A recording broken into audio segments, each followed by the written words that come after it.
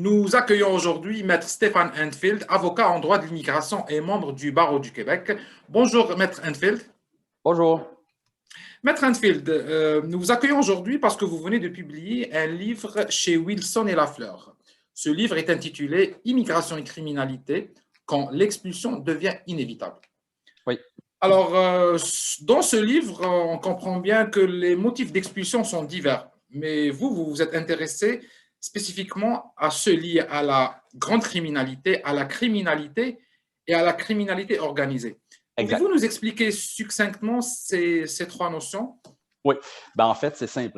Lorsqu'on parle d'interdiction de territoire pour grande criminalité, alors ce sont des infractions qui sont passibles d'une peine d'emprisonnement maximale d'au moins 10 ans.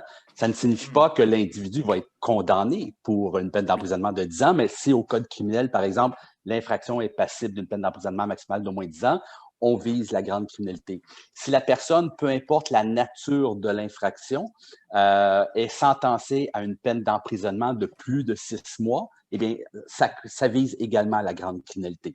Au niveau de la criminalité, c'est toute infraction au code criminel qui est passible de la criminalité, sauf évidemment pour un résident permanent. Donc là, on pourra embarquer plus amplement dans le volet des différents statuts, mais la criminalité, c'est évidemment toute infraction, toute condamnation au code criminel ou à une loi fédérale. Et évidemment, criminalité organisée, ça le dit, c'est ceux qui sont membres, par exemple, d'une organisation criminelle, gang de rue, mafia, motards criminalisés, etc.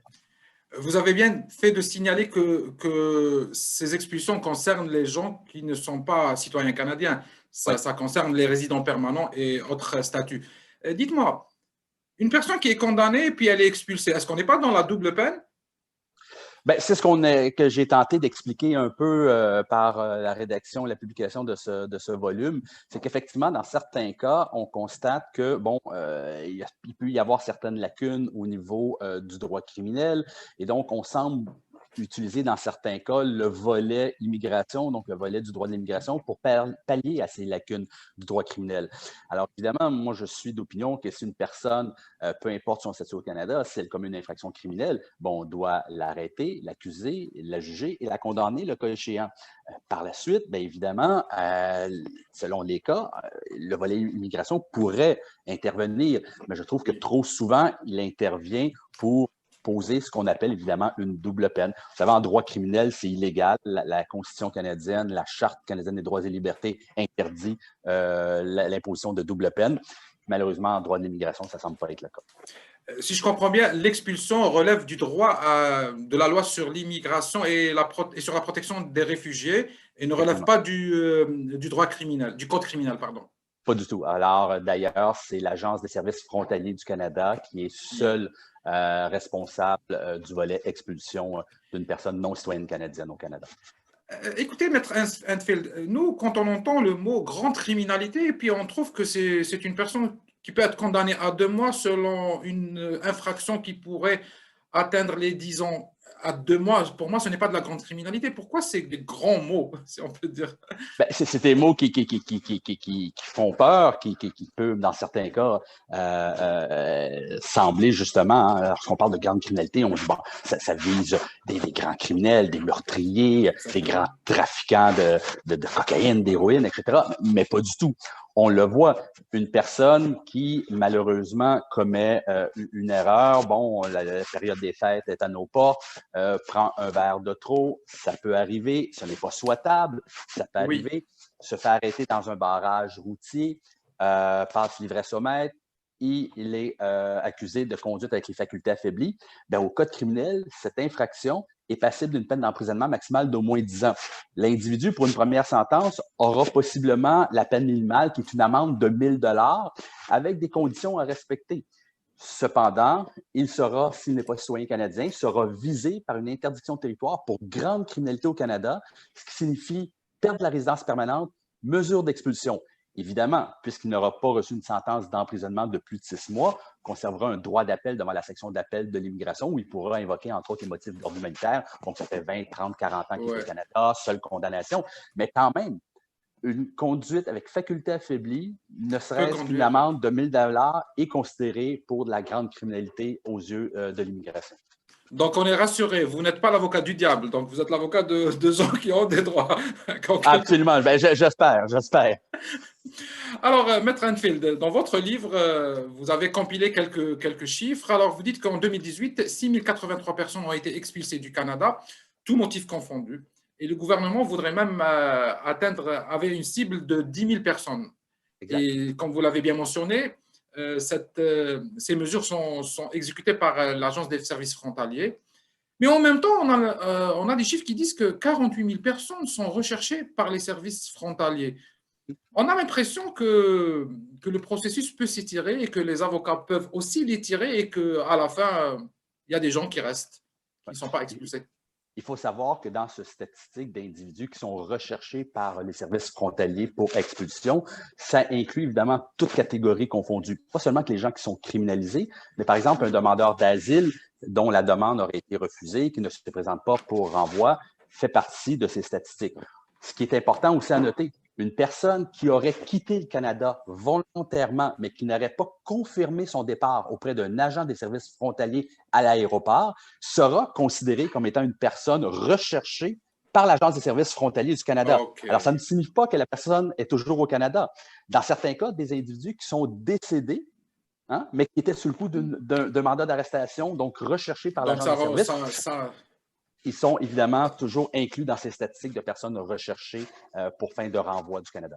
Parfait. Alors, donc, les gens qui sont expulsés, c'est des résidents permanents et d'autres statuts. Le gouvernement va les expulser. Il va les expulser chez eux. Mais ce chez eux n'est pas nécessairement en dehors du Canada ou du Québec. Par exemple, si on prend le cas du rappeur Inima, qui est arrivé à 11 ans. Le rappeur Inima, c'est un jeune homme qui a 26 ans. Il est d'origine algérienne. Il est arrivé ici à 11 ans. Il n'a pas eu sa citoyenneté canadienne. Et il y a beaucoup d'autres cas comme celui-là, que ce chez soi, ce chez lui, est-ce que c'est au Canada? Est-ce qu'il n'y a pas quelque chose d'inhumain quelque part ici? C'est effectivement ce que j'ai tenté aussi d'expliquer par le biais du manuscrit, c'est-à-dire qu'on expulse un individu ou une personne vers son pays de citoyenneté. Maintenant, lorsqu'on parle de son chez lui, dans bien des cas, ce chez lui, ce chez eux, c'est au Québec, c'est au Canada. Je faisais référence à certains cas où les individus sont arrivés au Canada en très bas âge.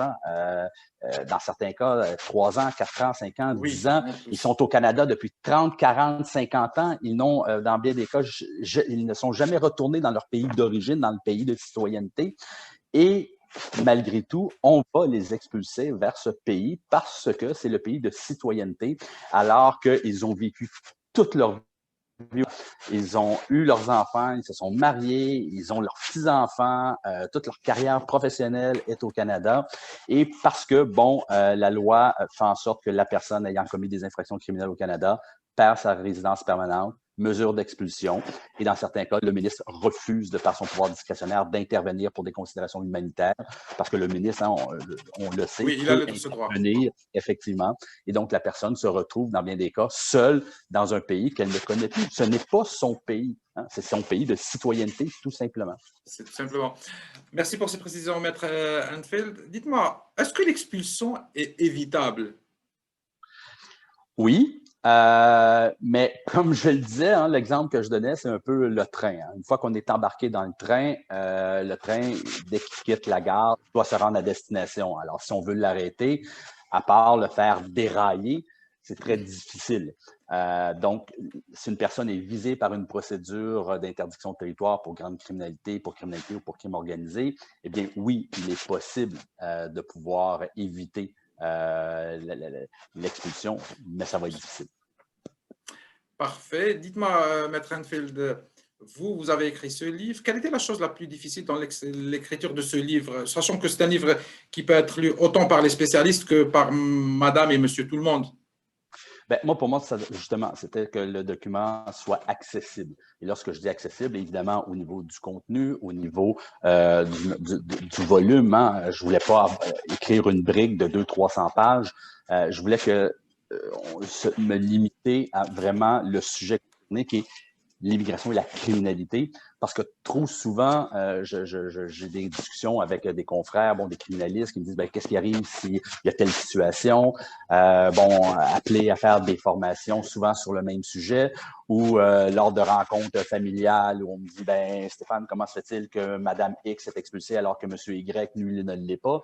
Donc, on a souvent ces discussions-là et au niveau de l'opinion publique, on est souvent confronté au fait que s'il n'est pas canadien, s'il a commis une infraction, qu'on l'expulse. C'est pas aussi simple, hein? C'est pas toujours aussi tranché comme situation. Il y a beaucoup plus souvent de zones grises et c'était vraiment d'essayer de focusser sur cette question-là. Et comme je vous dis, je me répète, c'est que le document soit accessible, pas seulement aux avocats, pas seulement qu'aux juges, mais à monsieur et madame tout le monde qui s'intéresse à ces questions-là.